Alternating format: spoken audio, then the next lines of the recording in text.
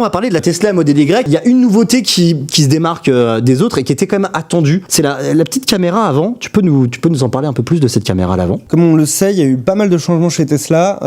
Il y avait des radars qui ont été enlevés. Ensuite, ils ont rajouté des capteurs ultrasons. Voilà. Les capteurs ultrasons ont été enlevés. Ça a fait pas mal polémique. Et puis en fait, avec la Model Y, ils ont introduit une caméra à l'avant. Une vraie caméra. Elle est placée là sous le pare-choc. Elle va servir à deux choses. Déjà, elle va être de système d'aide à la conduite, que ce soit pour manœuvrer le véhicule ou pour la conduite, on va dire de niveau 2, celle qu'on utilise lorsqu'on conduit en France sur l'autoroute ou sur des voies rapides et qu'on active l'autopilote. Et elle servira aussi pour la conduite autonome, parce que désormais, il y aura au total 8 caméras. Et donc pour le FSD, donc qui est la conduite autonome un peu totale en tout cas la max niveau 3. Alors, c'est une nouveauté, mais on n'en sait pas beaucoup. C'est une meilleure connectivité. Ouais. Mais alors, c'est quoi concrètement la meilleure connectivité? Ils nous ont balancé des chiffres, mais concrètement, ça manque un peu d'éléments, on a l'impression, non? Disons que jusqu'à maintenant, les Tesla avaient une connectivité Wi-Fi 5. Wi-Fi 5, ouais. Pour pouvoir se connecter à Wi-Fi, et c'était surtout utile pour faire les mises à jour à distance. Mais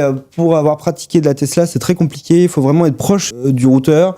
C'est dans des conditions optimales et on perd rapidement en débit. Donc ils ont amélioré ça. Ils ont ajouté un petit écran de 8 pouces à l'arrière qui est situé entre les deux sièges, là où il y avait les prises USB. Et qu'est-ce qu'on peut faire avec cet écran à l'arrière? Imagine, il y a les enfants. Unlock. En vrai, ça permet deux choses. Ça permet de gérer l'aération, la température à l'arrière, les sièges, s'ils sont chauffés, etc. Et on accède à certaines applications comme les jeux et les applications de divertissement type Netflix. YouTube, etc.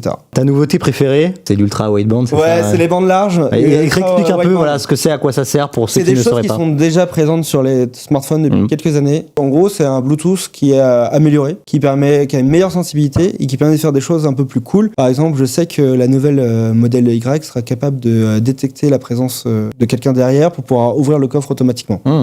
Nouveauté plus secondaire, on a surtout à l'avant, on connaît l'écran avant des Tesla, on a un écran qui s'affiche. On a un aspect plus moderne, plus high-tech. Moi, il y a trois choses que j'ai trouvé cool pour terminer. Alors moi, je suis fan du RGB. Donc ils ont mis une énorme bande. On le voit là à l'écran, la LED rouge, c'est ça? C'est ce qui est une rouge. énorme bande LED RGB qu'on peut changer de couleur et qu'on peut faire clignoter. Ils ont amélioré le confort, les sièges sont ventilés à l'avant. Ils ont laissé le commodo dédié au clignotant. Oui. Ce qui est quand même un aveu d'échec. Ils l'ont remis plutôt, non? Non.